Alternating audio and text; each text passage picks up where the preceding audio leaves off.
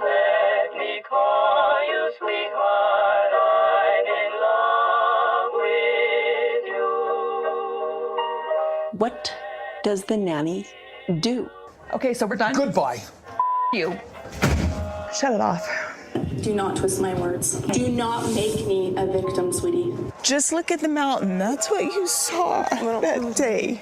Just the knife in the kidneys over all these years and the sacrifices that I made to love you. Let me call you sweetheart, I'm in love with you.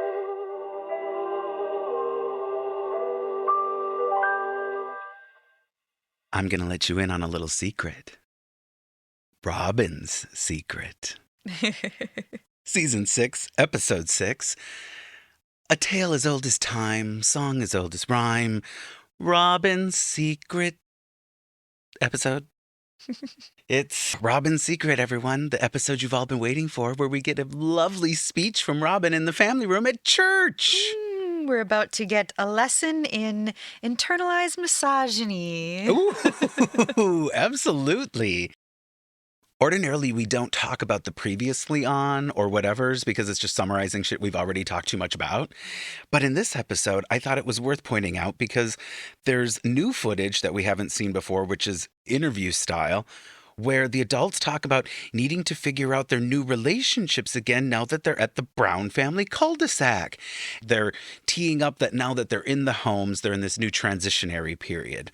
And the second part of the coming up on was another reminder about Meri's baby decision, which we have avoided for a little while, thank God. But it's back. That story's back. It's rearing its ugly head again. It absolutely is. So when the episode opens, there's this exterior shot of the cul-de-sac and the different homes. And the music that's playing is so modern for this show. It's the first episode where there's this music playing and it's like do do do do do do do do. It's the lame version of what reality shows would be playing today. Instead of the music that they usually would play on the show, that's very kind of in the lower bottom of the free music bin, you know, like now this is where they maybe started paying for a royalty or something. Like it's a whole new vibe, which is exciting because now we're at the Brown family cul-de-sac. First thing first, we're gonna bury a time capsule. Oh, God. This comes out of nowhere. We've been in the houses just a little hot minute here and gotta bury a time capsule. They just always have to decide to do weird shit. Have you ever buried a time capsule in your own yard? No.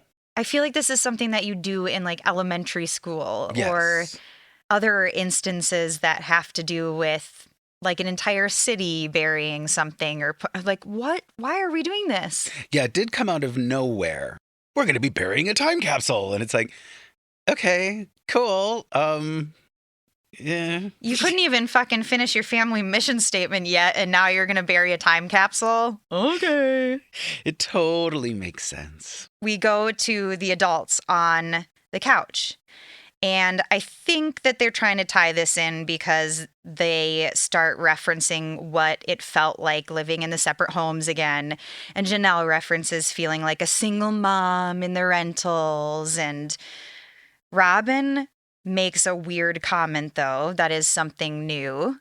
She says, it will be eye-opening about the damage done over the last 2 years and will give them an opportunity to repair their relationships. Like, okay, I guess that's true. But the use of damage done seems very dramatic. Yeah, assessing the damage. I guess there's already a bunch of damage. I mean, they have been talking about it. It's just such a dramatic way to put it. It is, and it's just odd to be like, oh, yep, we're going to build a time capsule because now we're in the new homes, and let's bring up, again, the damage that's been done. And, oh, maybe this time capsule is something that will bring us together again. But we haven't even finished our family mission statement. They try all these weird Band-Aids all the time to get people together. Yeah. And to fix things, and And not only is this time capsule going to be buried by the Brown family this week, but this week is also going to be their first Sunday service at the new homes. So when they start this episode, they're literally like, we're going to have our first Sunday service and we're burying a time capsule. Okay. Sounds good. All of which does not address Robyn's secret that we're aware of at this point. But don't worry, we're getting there pretty quick. Yep. Back to our weird shenanigans, just, trying to do things to bring the family together. Weird God. activities. Yep. So when we start in on the action for this episode, we're beginning at Meri's house. And Kody says, church at the rentals was challenging. We get a outside clip of everybody walking over to Meri's house. Kody has this whole spiel about putting their phones away. No phones in church. Yes. Everybody put your phones away. Put social media down. The pulpit is in front of Meri's crooked mantle. Just have to point that out. Mm-hmm. While everyone is gathering in Meri's family room, Kody has a voiceover where he talks about how when they moved to Las Vegas, he was under the impression that people from their faith would be visiting on a monthly basis, or at least driving through town on their way somewhere else, and they'd stop over and they would be able to have their community gathering of fellow believers in the cult on a monthly basis. And I'm going, what? Who thinks that you're going to be able to have church on a monthly basis because people are just going to periodically visit consistently enough where you would be able to have monthly services with visitors?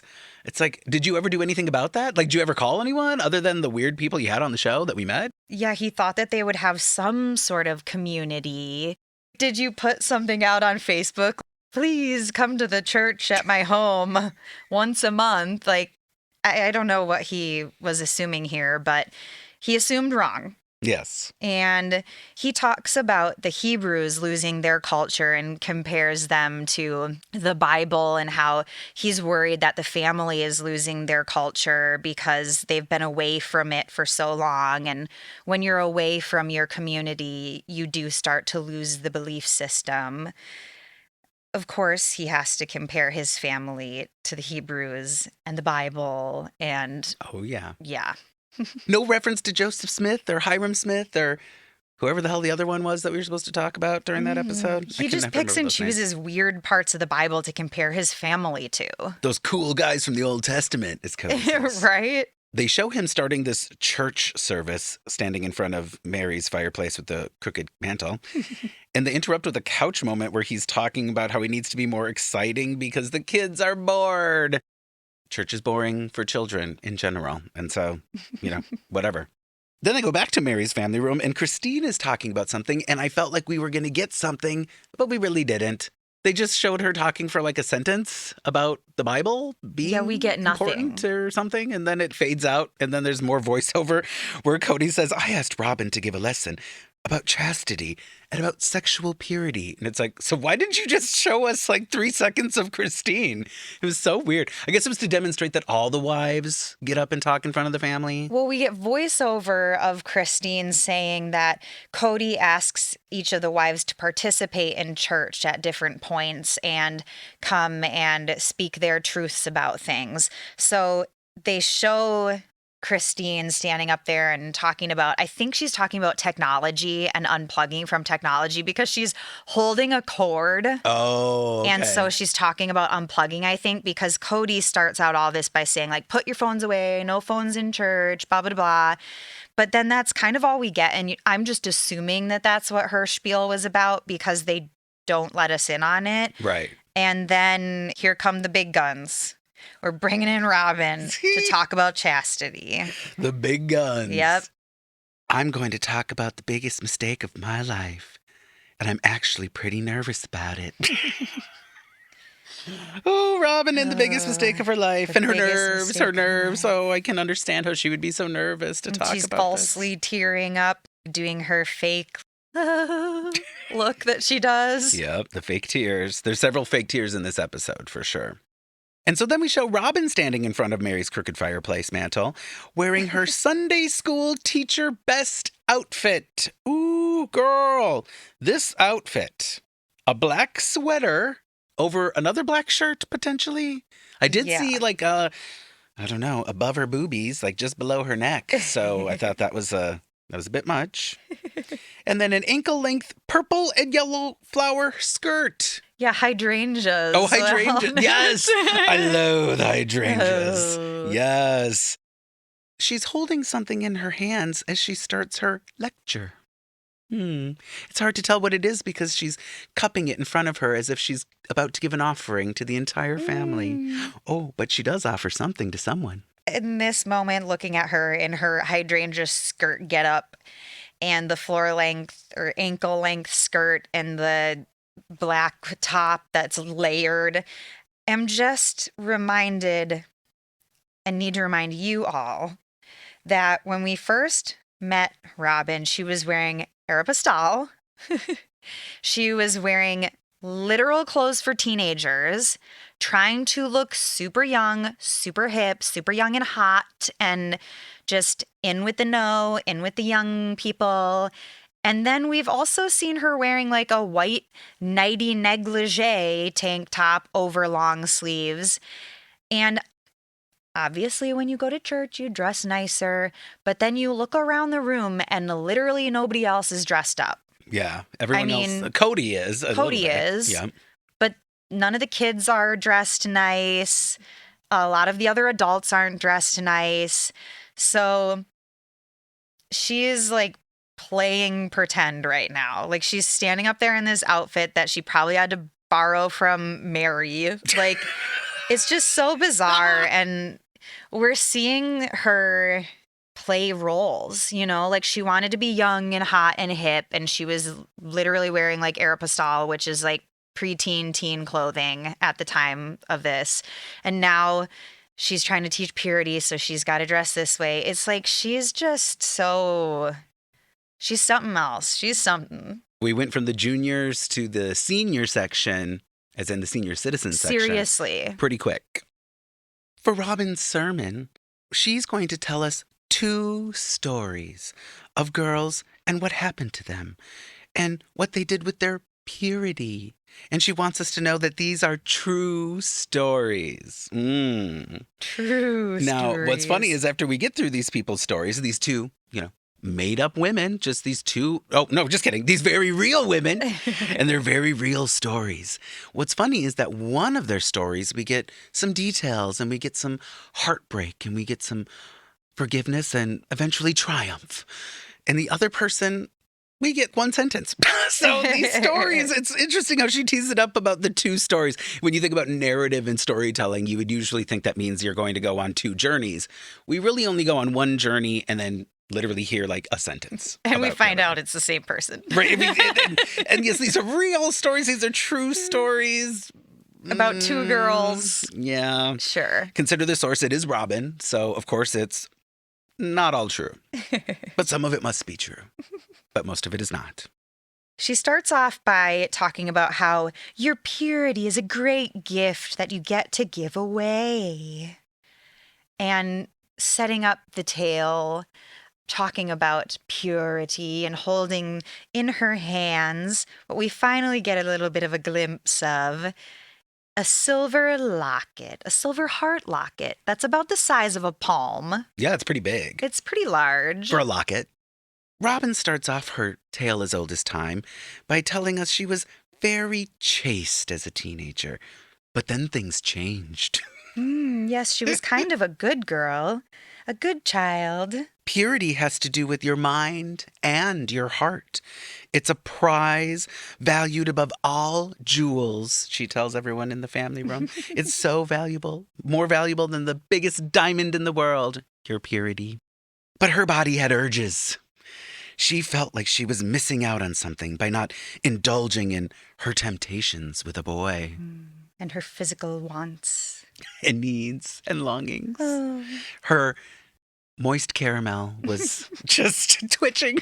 No, I can't say twitching. Caramel. No.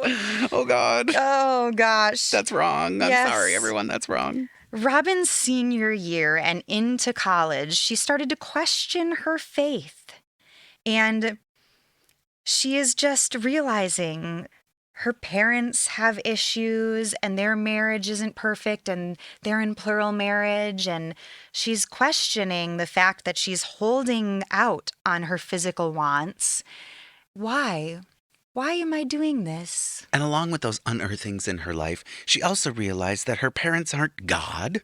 And she had been so good for so long. But it didn't seem to be getting her anywhere. Which I'm going like, okay. When I had questionings about faith and God and whatever, I wasn't thinking about how it wasn't getting me anywhere. I don't think I would say that. It was more about the concept of like a made-believe man in the sky and like people going and chanting mindlessly and not actually changing their own lives to align with what they say.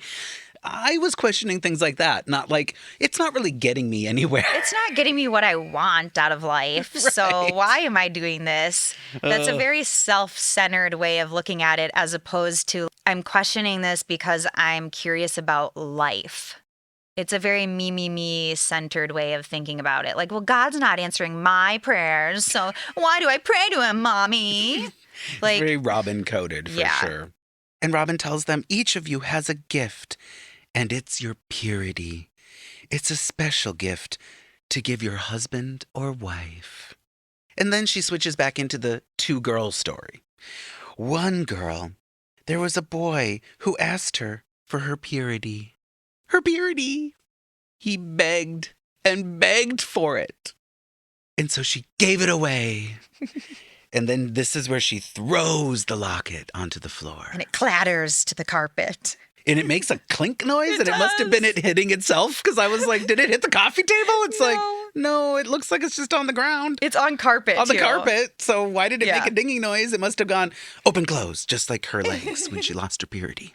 And they pan out, to show her doing this dramatic locket throw.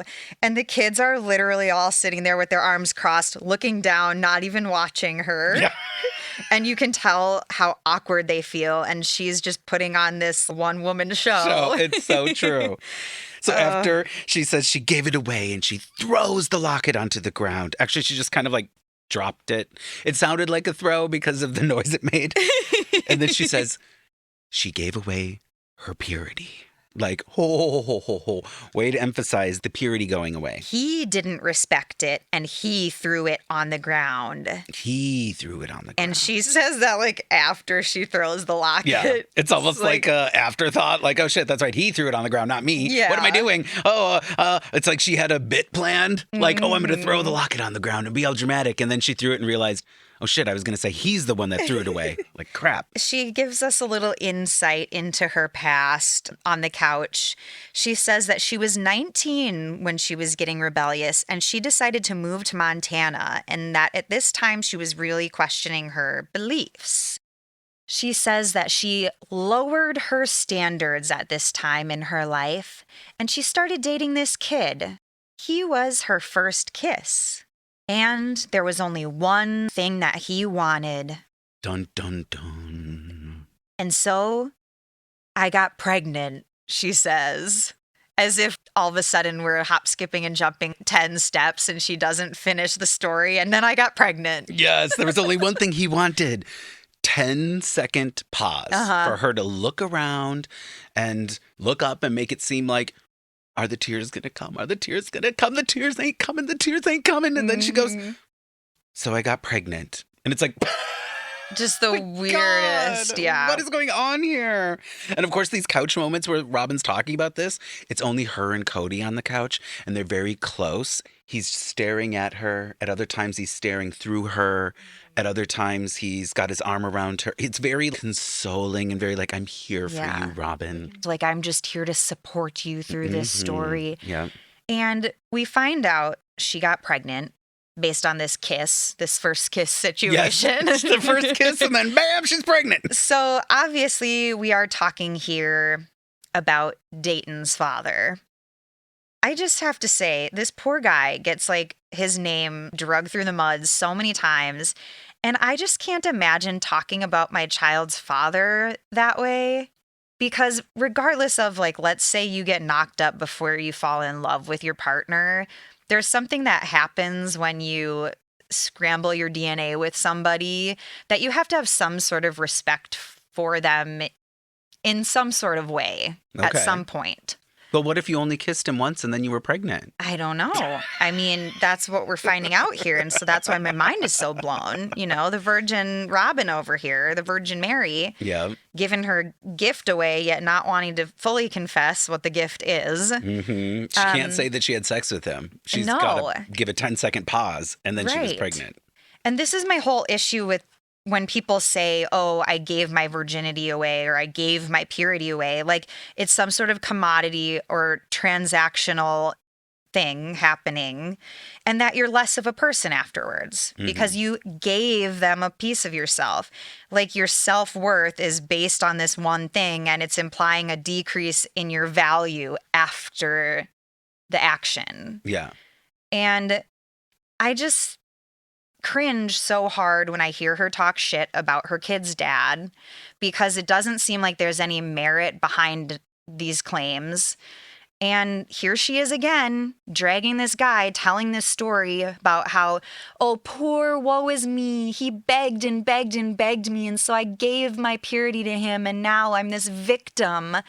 It's like, oh my gosh, she's trying to tell us during this story that she's taking ownership of the fact that she did this. And the whole reason she's sharing this story is because she told God that she felt that she needed to share this story if he would forgive her for having done this and getting pregnant out of wedlock. And it's just all so manipulative yet again, because you're saying you're taking ownership, yet you're blaming Dayton's dad, your ex-husband, saying he begged me. He only wanted this one thing from me, and this horrible, shitty person, and I lowered my standards for him. And even here, it's like you're trying to own up to something, but you can't.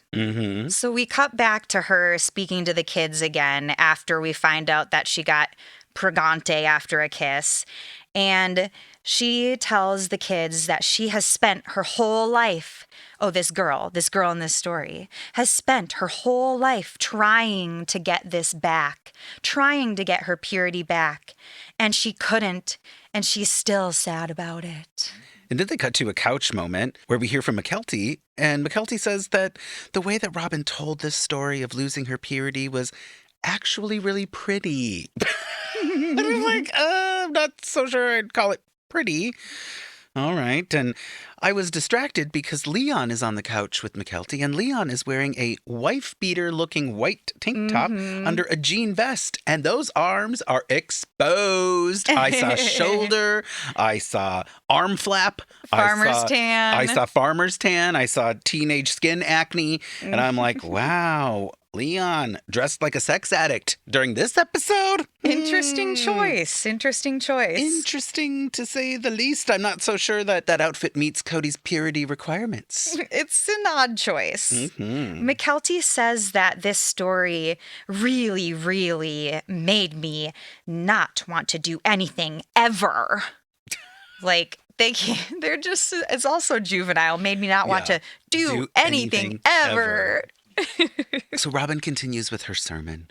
She says that when this girl, this not made up girl, this very real girl, when she met the man that she loves, she had to say, this boy, he took my purity.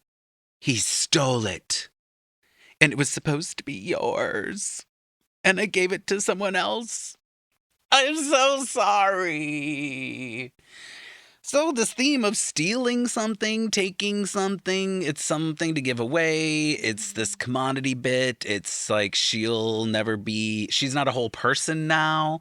And when you were talking about the underlying thing of this whole story, I was thinking about how she references Dayton in her couch moments talking about this sermon.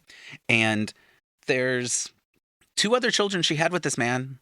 She was with him married for 9 years. I believe when I did the math before, they were together for 10 or 11 years. I mean, this isn't some multi-month, like, oh, we were together for 4 months and he ruined my life and I've never been the same because I've just had to deal with all the consequences. It's like you were with the man for a decade. Now people are with shitty people for a decade. I'm not saying that doesn't happen, but my God.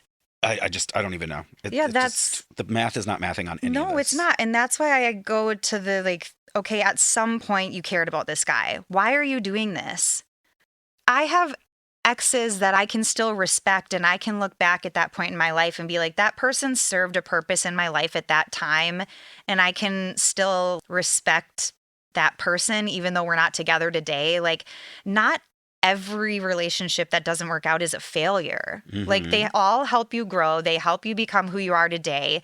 It doesn't have to be some big mistake in your life. I hate when people look at a breakup or a divorce as a mistake, because it's part of your story. It's, you know, who you are today. And that person might be a mistake in your eyes, but I think in the grand scheme of things, most people, even if they regret decisions, realize that it has made them who they are today.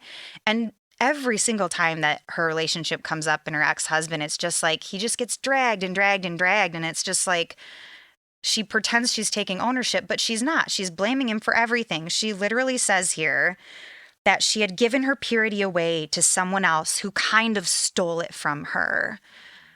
The word stole in this context to me implies RAPE. Agreed. And I don't appreciate it. Yeah. It is wildly inappropriate. It is. She is basically implying to all the children in their family church shindig thing that they do. Yes. That she was essayed by her ex-husband because he talked her into giving this piece of herself away. It's so messed up, and it is just going to create a complex for all of the children in that room. Yeah. Particularly your oldest, Dayton, who, I mean, all of your children, but Dayton is a direct result of your getting knocked up before you were married. Yeah. To put these pieces together that your father stole my purity and you are a result of that, and I'm a victim and he is terrible, that fucks with someone's mind. Like, that's not okay. Adam and Eve. She's comparing herself to like, oh, I was tempted by the snake and I just gave in because I had to type of thing. And it's just too much. And I can't believe none of the other moms were like, this is semi-inappropriate. Like, why are we doing this? I don't know. We find out that they all signed off on it, but whatever. Yeah, we don't get a lot of cutaways to the other wives, which I find to be interesting. Actually, I saw both Christine and Meri in close-ups. But both of them, I felt like in the moment where they showed them, it wasn't even their actual reaction. It was almost like they just had footage and they used it.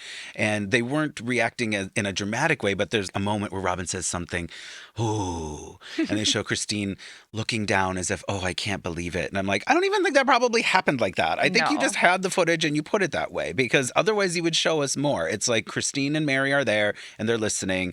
But we don't see their reactions, and I think there's a reason. We don't see a lot of them. Because everyone's bored out of their fucking gourds. Yeah. There's no reactions to be had. The kids, as he said, they're looking down, they're looking up, they're fiddling with their shoelaces. Like, Leon is listening. Well, I'm sure some of the older kids are probably paying a little more attention, but some of them are not. And particularly the young ones are just like, burr, burr, burr, burr. Like they don't even know what purity is. They don't even know what is being referenced. It's all this coded here. language. And so you can't even really it's all implied in coded language. You know, she never says anything about having sex. Yeah. She never says anything about safe sex if you're going to have sex. There's not really a lesson to learn here other than you're not supposed to have sex until you're married. Or you'll get pregnant and regret your life choices for 9 years. Yeah. She says in a couch interview that being chaste is a tenet of their faith, and not being chaste led her down 9 years of hell. Of hell. Dun dun. And then she says, when I found out I was pregnant, I was so scared. She goes on to say that when he asked me to marry him, I said yes. I was trying so hard to love my husband at that time. She was devastated by the news. Devastated. Yes. But Dayton was the best thing that ever happened to her.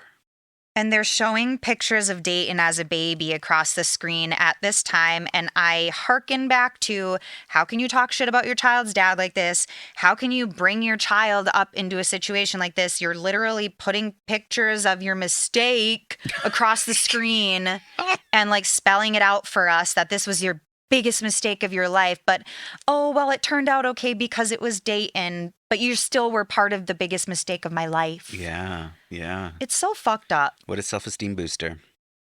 But Robyn, you know what she did? She turned that around and she made a promise to God. And she heard back from God. God told her, you know what, Robyn? If you're willing to share your story with others, with children in particular, those that we can have avoid making the biggest mistake of their life by giving away their purity, then you could help others and all could be forgiven and you'll be on a better path. I have something to say here, Christopher.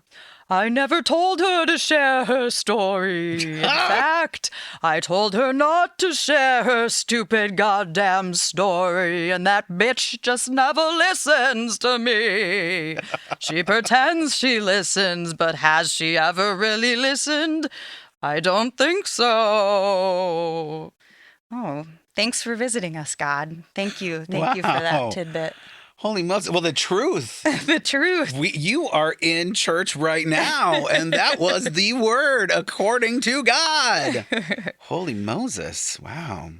We find out that she sat down with the adults and told them all the story about having to get married and her child that she almost had out of wedlock. And they do show us some clips, from the first season where the family is getting together for the first time. So we're finding out that basically back when they met, she confessed her sins to the other wives before being brought into the family. Something along the lines of letting them know what they were getting themselves into.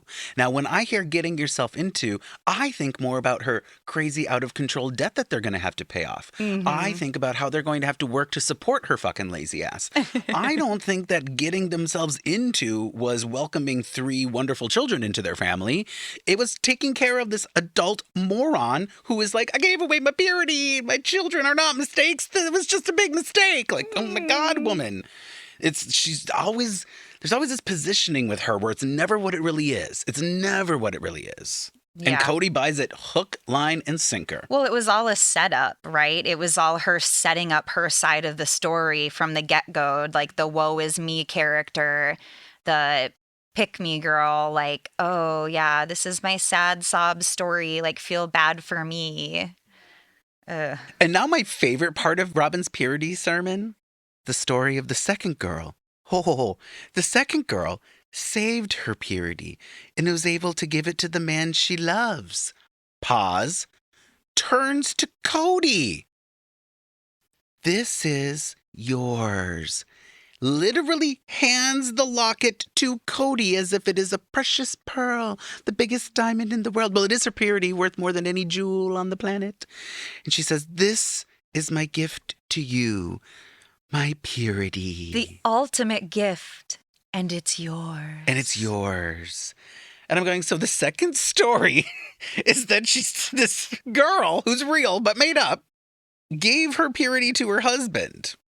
And that's the story. And the way that she does it in front of the other wives is mind-blowing to me. She is standing in this room in front of this man's other wives, demonstrating how she wishes she could have given her purity to him. And in a way, the way that it worked, it was very symbolic, I think, in her head and in his head.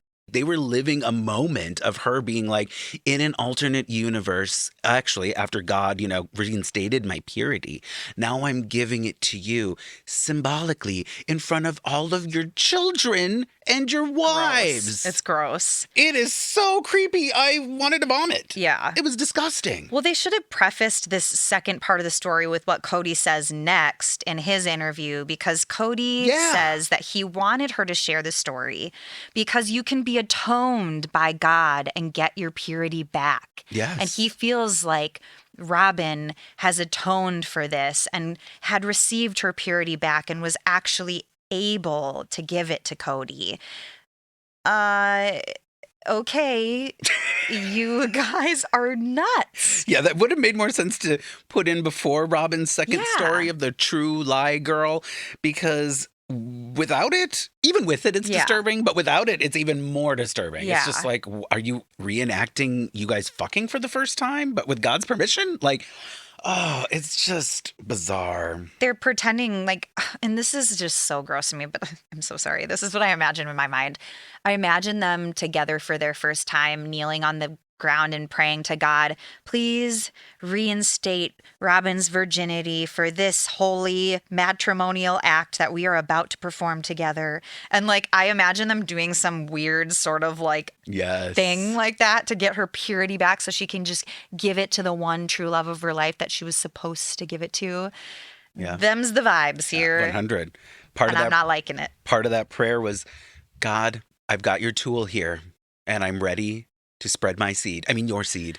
But Robyn, she's a dirty whore. So we need you to give her back her purity.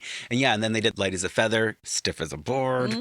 And, said hocus pocus, bibbity bobbity boop. And all of a sudden she was pure again. And it was wonderful. So when we return back to Robyn in front of the crooked mantle, she says, all I ask of you is to protect your purity. Make a choice today.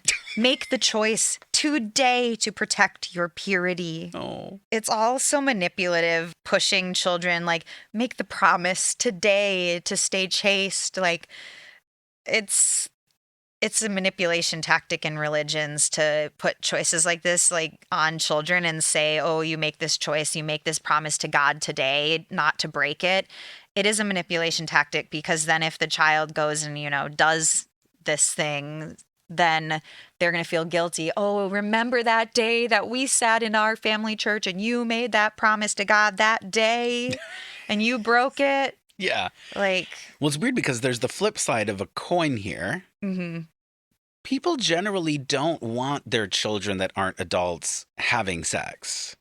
So while I agree with you, it's a manipulation tactic, I also feel like most parents, when they have particularly young teens or teenagers, feel a bit helpless about preventing their children from having sex. And so it's like a tool in the tool belt, or it's like a thing. And particularly if they're brainwashed, if they're literally like, I'm Delulu, I'm crazy, then it's just more crazy to pass around. But I feel bad for parents that are hoping that their kids abstain from sex, but there's only so much you can do about it. And it's such a tricky thing. Like, I don't have kids, and I don't have daughters, especially because that purity is worth so much more than that tool of God. Yeah. And so I don't know, but I imagine if I did have a daughter, I'd be like, I need you to at least wait till college because I can't think about you having sex when you're in I want you to not be in my home. I want you to be a person out in the world. Right. But like, that's not real. Most people that I know had sex before they were out of their parents' house. And I don't know. It's just weird. I don't know. Sorry, I'm totally detracting what you us. tell your kids not to do today, they will want to do tomorrow. The best that you can do is prep them for success. They're going to want to. The hormones are raging. The only thing you can do is prepare them for the safest possible options and hope that they make the right decisions based on what beliefs you have instilled in them and morals. And I think that going into parenthood with the mindset of I'm going to be able to control my child that's just not going to happen. That's just never going to happen. And if you really want little beings that you can control, like get a dog, get a cat, I don't know, because not another human. Yeah, you're supposed to be raising your children to be self-sufficient people that think for themselves, and they're going to be horny. Like, they're going to be fucking horny. Oh my God, and so you got to set them up for success and teach them the right way to take care of themselves and just hope that they make the best decisions for themselves. Yeah. And be there for them if and when they don't make the decision you hope they would have made. Which will happen. It will happen. Yeah. And the more that you're not forthcoming and talk about this stuff with your kids, the more they're going to hide it from you. And the more harm that can happen will happen. Mm-hmm. So just having that open communication about it is the only thing you can do to keep them safe. Anywho, going on a tangent about parenting and teaching about well, listen, sex Robyn's education. sermon has touched us. We are literally touched by the word of Robyn. Yes, yes. Touched in our wet caramel. We get a couch moment with some of the teenagers, and Hunter tells us that while he agrees with Robyn, theoretically, he feels it's most important to wait to have sex with someone who you actually love, and that waiting for marriage probably isn't the most important thing. And I like that perspective from a teenager. It's not like he's disregarding the story and making it sound, which it is a ridiculous story, and he should be disregarding it, but his takeaway is the even-keeled takeaway of like, I heard the gist of the story. I agree that you probably just shouldn't be having sex with someone you don't care about when you're a teenager. So I thought that was a reasonable takeaway from that sermon. Definitely. We get a comment from Leon, of course, as we would, saying, I think that sex is something that should be saved for marriage. That's it. Of course, we already knew that, Leon. We knew you thought that. Way to let us know again. Leon's going to be a sister wife, and Leon's going to be a doctor. A doctor and a sister wife, and I'm going to save my purity for marriage. For my husband. Ooh. All right, Leon.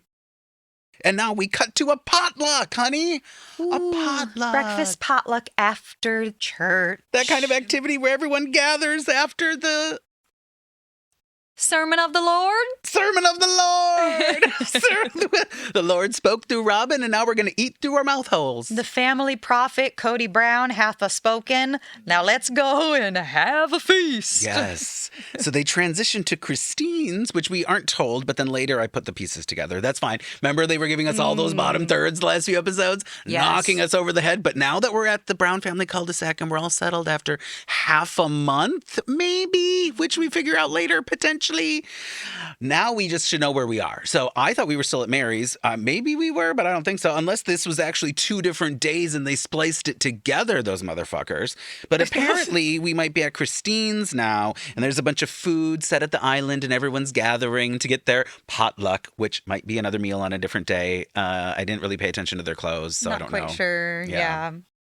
Leon announces very smugly that they got a call from the senior advisor of admissions at Westminster, and they got accepted. Woohoo! Woohoo! And they also got a $10,000 scholarship. Ooh. No, I'm just kidding. $10,000. Yep. So that covers about 1/8 of the annual cost of Westminster at that time. $10,000, nothing to sneeze at. Also, you're not going to pay for your college on $10K, so keep on trucking, Leon. You're going to be a doctor. You got to keep working. Now, the kids are clapping and they're enthusiastic. And it's funny. I like this moment because everyone in the family is being supportive and encouraging. Mm-hmm. Because as time goes on, the years and years, it seems like when the kids have things happen, people care less. And this is, I don't know if it's a big family dynamic. It might be every family dynamic because I'm the oldest. So everyone cared about what I did, of course, and praised me and loved me. And I could do I did plenty wrong. But there's this enthusiasm, there's blah, blah, blah. By the time Gabe goes to college, you think anybody gave a fuck? You think anybody gave him a clap or a hoo-ha or a excitement for you? I don't think so. I don't think we're filming it. I don't think we're talking about it. There's nothing. So these older kids, and I don't know if it's just the positioning of the show, that it's a storyline, that something's happening, we're going to cover it, or if it's just the way families progress. But these older kids, like Logan going to school, there was multiple episodes. There was parties trying to convince him to stay. And here's Leon making an announcement and everyone's celebrating and whatever. When Isabel went to college, I think they had like a waving from the driveway moment or something. You know what I mean? Like no one... It's just weird. It just stood out to me as someone who's watched the show before. That's why we get into the talks about like how selfish it is to have this many children, because you can give less and less of yourself to each child as you go through life. Like you're spreading yourself too thin. Yeah. Like every child should get a pat on the back and a big going away for going to college. It shouldn't get less and less. That to me is sad. Like, that is really sad. I know. It's not addressed in this episode. It just stood out to me as something where I'm like, yeah. I noticed that weaning as years go. Waning as years go on. Yeah, Kody has to give us his comment about the $10,000 and how $10,000 towards tuition is a big deal. I'm glad they got the scholarship. Mm-hmm. Okay. That was the Cody's to couch pay moment. for like half of one semester for their freshman year. Not even half. Definitely a fraction, but it's okay. We are reminded that they are about to have 5 kids in college at once. Yes, in a couple years, because obviously we have Logan in school, Leon and Aspen will be going, and then we've got 2 more, McKelty and Hunter probably. So these kids are, in a couple years, they're going to have 5 of their kids in college. And Christine made an interesting retort to this point. Well, because Kody kind of is like poo-pooing this and like how difficult it's going to be, and how he's already told Leon that they're going to need more money if they're going to go there, and he's kind of being a Debbie Downer about the money situation. And Christine kind of says, hey, we used to have 5 kids in diapers. We didn't think we'd get past the diaper phase. We'll get past the college phase too. And she kind of does this like tongue click thing, like, It was an interesting point. I think I err on the side of Christine in a bit. I think that life's challenges present themselves. Sometimes you feel like you're never going to get through them, or you don't know how you're going to get through them. And then when you look back on it, it's like, okay, well then I did this and I did this, or this happened. This person helped me. Different things happen where you get through things.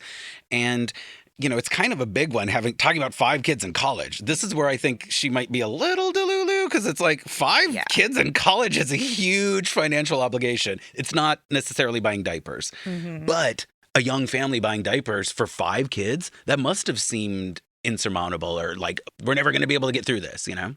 I get a little confused by their conversations about the college and the funding college, because obviously they're not going to be able to even pay $5,000 towards all of these kids' college tuitions. It doesn't seem like, because that's a lot of kids. And I don't know, even if you could give your kid $10,000 towards school, that is a big deal. Yeah. And when you have this many kids, that happening is like slim to none. But you guys technically aren't all married, so the chances of your child getting some sort of financial aid are very high, and your kid's probably going to have to take out student loans, but it's not like your kid is going to not be able to go to college. Their conversation they have around college each time is just kind of bizarre to me, because the average person does have to take out student loans. And that's even for a family of like 1 or 2 kids, right? So a family this large, you're an idiot to think you're not going to have to take out student loans for your child. Well, you said it. Yeah, Kody is an idiot. Yeah. This is what unfolds through the show is it's probably coming up pretty soon, because Leon's going to start going to, so discussions about not co-signing for student loans and being very opposed to this. This is what Kody says, while the wives are trying to talk sense into Kody. And it makes sense. I mean, most people have student loans because their parents can't pay for it and they can't pay for it. It's very basic. Right. And Cody's, you can't start life out with debt. And it's like, well, isn't that ideal? Wouldn't that be lovely if every person could just start their adult life out without debt? You have 20 fucking children. What are you talking about? What were you thinking? He's such an idiot. How do you think that's not going to happen? And look at where the fuck you are now. But also, you married a woman with a shit ton of debt. I would be more willing to get in debt over my child's education than buying porcelain dolls. But that's just me. I don't know. These guys. Well, that's why your doll collection is so skimpy and cheap, honey. Oh, that's why they all have little cracks in their faces. Yes. Oh. That's why I'm always making fun of you for your cheap dolls. They're not porcelain. They're made out of those plastic and rubber dolls. They're just crap. Paper mache. So made them myself. This is it. Why aren't you in more debt because of your dolls, honey? Oh my God. Well, after this potluck, they're going to bury a time capsule. So now we're getting to the time capsule. Woohoo! And Kody tells everyone, I'd like you to all get something you'd like to see in 5 years.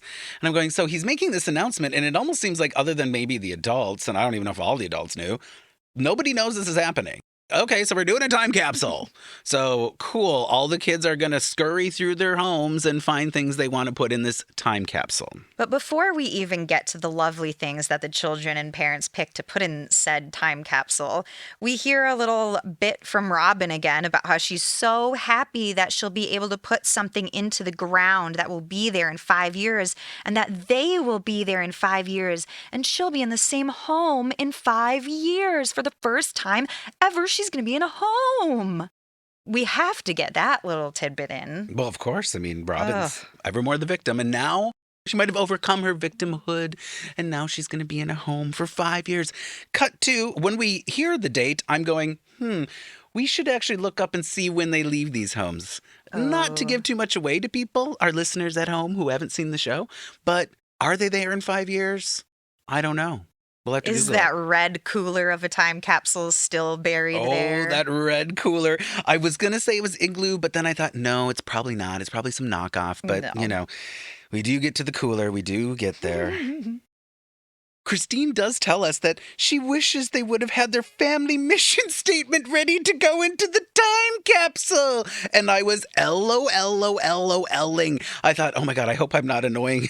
I hope I'm not annoying Kimber, because I was sitting next to you chuckling for 30 seconds. I was like, what on God's green earth are you talking about? Yeah, Why are you doing a time capsule before your mission statement is able to even go in it? Well, why? Like you're being forced to do this Yes. now, this day, at this time. Like it couldn't wait a month until you have your family mission statement. Yes. These guys and their weird timelines that they put on themselves where they need to do stupid shit like a time capsule, but they don't need to finish stupid shit like their family mission statement. It's like, what are these timelines you give yourselves? Just like driving to Nauvoo over how many freaking days? Yes. Like, you idiots. Yes, absolutely. Oh, It's my so God. absurd. No planning. And I'm imagining when you were saying that, I had a visual in my head of one of the producers coming with a gun and being like, you are doing a time capsule and you're doing it this week. Like, what on God's great earth? You've already talked about the mission statement for multiple episodes. You've had at least 2 meetings at this point to craft it, and you haven't done that.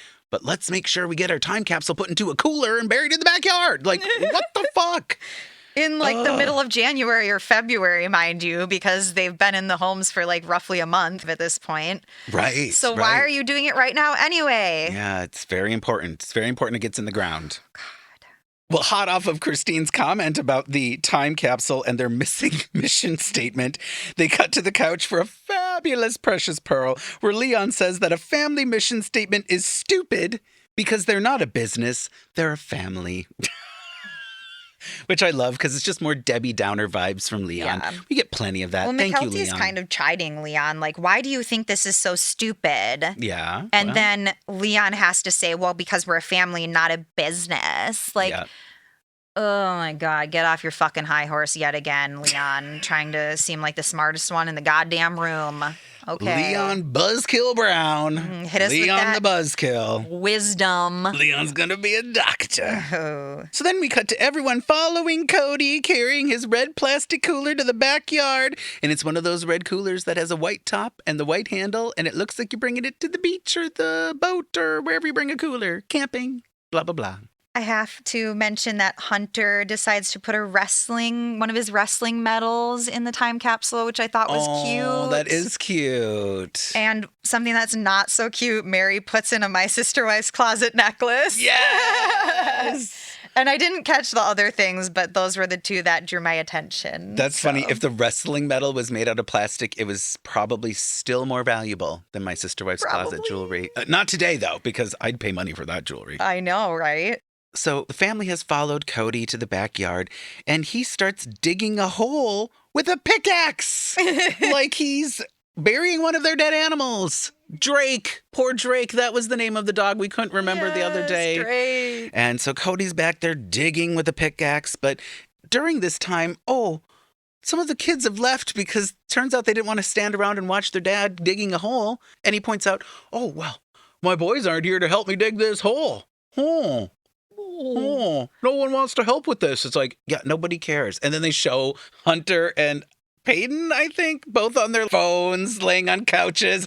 Literally, the kids are disseminated. Well, They don't give a fuck. It's weird because before they even show him digging the hole, they show all of the family together, like Yes. with these plastic cups of juice, and they go hip hip Hooray! and like cheers their juice cups. Yes. And then we get Kody digging this hole alone. It's like, what were you guys just hip hip hooraying about? Go dig the fucking hole. Right. They hip hip hooray, and then he's alone in the backyard, but not unsupervised, because standing next to him is the leader of the pack, Meri Brown. If you want something done right, have Meri Brown watch you do it. That's what I always say. Oh, God. So Meri and Kody are there together, alone, and he's pickaxing into the ground, and she's just standing there looking beautiful. And Kody takes a break and says, we need to talk about the baby decision. Yep, of course he needs an answer on that baby stuff, the baby business. Yeah, the baby stuff. He literally says the word stuff. Yep. And it's so great because he goes back to digging. And Meri, oh, bless her heart. Oh, I love gosh. Meri. Sometimes I just love her. She says, when we talk about this, I need you to be involved in the conversation. He flips his head up and looks at her like Shaggy from Scooby-Doo. Like nothing behind the eyes except for Yes. like, what? Vacant look. Dumb as shit. Oh my God. Standing there like he was picking, shoveling, whoops his head up, stops, and there's literally a dun-dun from the music. Like, are you fucking kidding me? I just imagined Shaggy from Scooby-Doo going, "Oh, what are we going to do, Scooby? What are we doing, Scooby?" I feel like Scooby's the one that makes the noise. Yeah. There is, I don't know. True. One of them does, and he's one of the two. He's one of the two. Kody's either the dog or the dumb guy that had the dog. And it's true. It literally looked like a cartoon. He was wearing his guest shirt, digging that hole. Yes, and Meri was wearing a yellow blouse with all of these, not ruffles, but like little flowers that looked like ruffles. Yeah, little circles of like some other type of material that like fluttered in the wind. Cascaded down her shirt. Yes. It was very interesting. They were looking pretty good for digging a hole, except for Kody never looks good. But, you know, he was wearing another guest shirt. Shout out to our listener who pointed out the guest at the very beginning when we thought it might have been Prada. Yep. And this one is a blatant guest shirt. They actually show the logo, which I'm surprised by. Yeah, they make their choices about whether to blur that out or not. You know? It's a little odd. And it's kind of like this weird purpley color as well. With black lettering. Yeah. It was not attractive, but no, whatever. It's an odd choice.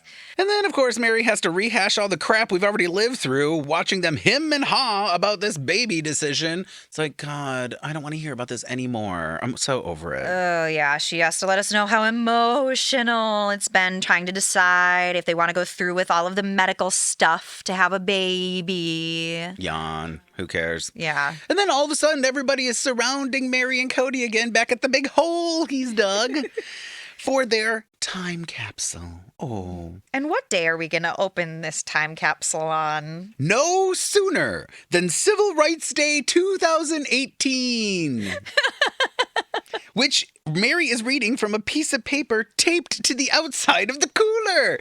And I thought, a family, what is this called? A time capsule? Yep. I probably would have selected something other than a plastic cooler. I don't know.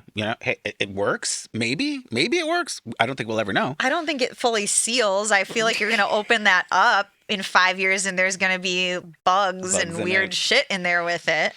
Oh, who knows? But it's one of those things where if I was going to be doing this, which I probably never would, I would find something cute and saran wrap, or you have to make it okay to go in the ground. Maybe even an urn, for God's sake. Anything would have been better than this. I don't think this seals. Like a Tupperware would have been better than this, probably. Yeah, and it's got a piece of paper taped to it, which they probably taped the whole outside of the paper. But let's be real, it's a piece. It's like written with Sharpie. Like you couldn't even put something nice on it. Like there is a bunch of Sharpie written all over the cooler as well. Yeah, it's just trashy. It's terrible. Now, I'm going to look up Civil Rights Day. I'm wondering if the Civil Rights Day is to align with their whole, we're going to be going against the state of Utah for violating our civil rights. I think they're kind of incorporating that. Why don't they ever make connections? No. Fully for the viewer. They just can't do that. You're just supposed to summarize it, I guess. What a dumb day to pick. It's not even Joseph Smith's birthday? Come on. Well, Civil Rights Day is traditionally commemorated on January 15th to honor Martin Luther King. So obviously a tie-in to civil rights with Martin Luther King, but I think their tie-in is really that they're suing the state of Utah for violating their civil rights as polygamists. Co-opting another day for their needs. Well, Robyn had a dream, and this was her dream. She did. It's all coming full circle. To bury a cooler in the backyard. Oh, Lordy. Oh, Lord. My God. Now, let's see when the Browns move out of these houses, okay? So January 15th of 2018 is when this was supposed to be open. Yes.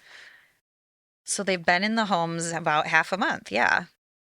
So when I looked up when the Browns leave their homes on the cul-de-sac, it is roughly summer of 2018. So it would be after this. Their supposed date where they're going to take up the, what is this thing called? Time capsule? Time capsule. I don't know why I can't remember that term. Ooh, I wonder if we're going to get a digging up of the time capsule throwback. I don't recall from my watching before. I don't remember it, so I assumed that they didn't, which is why maybe the shit's just ruined, so they can't use the footage. This is full of maggots. Our lives are rotting away like our time capsule. Whoa! I hope Hunter's medal is okay. Oh. That's all I hope. Probably rusted. Oh, God. So to wrap up the episode, Kody brings us back to Meri's baby decision and shares some touching thoughts and some deep, deep, deep feelings here. More like a cryptic message. What does Kody tell us, darling? Kody says, it's about halfway into the month, and it's just sort of time to make that decision. I don't know which way she's leaning, but there's a lot of thoughts in my head that have been adjusting. So we'll see what we come up with. Next week on Sister Wives. Like, that was the end of the episode, and that was that. There are quotes sometimes, and I shit you not, we're writing them down word for word. Sometimes.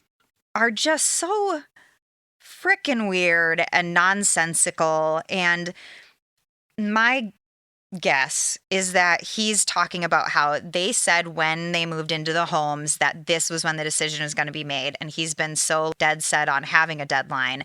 Okay, well, it's halfway into the month. We've been into the homes, looking at my watch here, halfway through the month. Hello, Meri, need my decision. Yeah. And my thoughts in my head have been adjusting. Right. So you've changed your mind about wanting a baby with Meri, is my reading between the lines there. Mm-hmm. How do you not know which way she's leaning? Because they don't see each other and they don't talk. How does a husband not know which way their wife is leaning about having a baby? After all this fucking time, all this hashing it out, I don't know what way she's leaning. It's like they're picking out a paint color. I don't know if she's leaning more towards the blue or the purple. But we've been talking about it for 5 years, beating you over the head with it. So unfortunately, we're going to hear more about Meri's baby decision coming up. I hope it's the end. am so over it. I'm so over it. I hope that next episode we get this big old baby decision and we can just put this bitch to rest. Just like the dogs, just like this time capsule, we're going to put Bury this it in the decision in the backyard. ground. Bury this decision and be done with it. Yeah, put Meri's baby decision next to Drake. And Put it to rest. Let's move on. Yeah. All right, darling. So, you know what time it is. It's time for mustard seed and shit stain. Who are you going to give your mustard seed to this episode? Who really spoke to you in a positive way? Well, my mustard seed is going to go to Hunter because I thought that Hunter's comment about being in a long-term relationship and a loving relationship should be the premise of whether you decide to have sexual relations with a woman or not. Sexual relations with that woman? I think that given what they were just subjected to by Robyn, he didn't let it brainwash him and had a good insight still into reality. I also thought it was pretty adorable that Hunter put a wrestling trophy into the time capsule. Mm-hmm. I thought that was cute. Yeah, definitely stole my mustard seed on this one, for sure. There weren't a lot of options. It's Not kind of really. a weird episode. We just heard a lot from Robyn, which isn't going to help anybody. No. Unfortunately. I'm going to give my mustard seed to Christine. Mm-hmm. Another Christine mustard seed. Wow. Definitely a lot did not happen in this episode. I appreciated her reference to getting over challenging times and getting through hard times, particularly when it comes to finances. Mm-hmm. Most of us have had highs and lows when it comes to money, and the lows can be very scary. It can feel all-encompassing. It has made people literally take their own lives because of financial situations. Yeah. So to be hearing your husband talking about the hard times that are coming up and to default to remember we've been there before and we got through it is a well-adjusted perspective, even if I feel like it's diminishing, the actual efforts that it will take to finance college. I like that she said that. I feel like that's a good reminder when you're talking about finances. Well, and Kody has referenced that Christine doesn't have her sunny disposition anymore and that Christine has changed.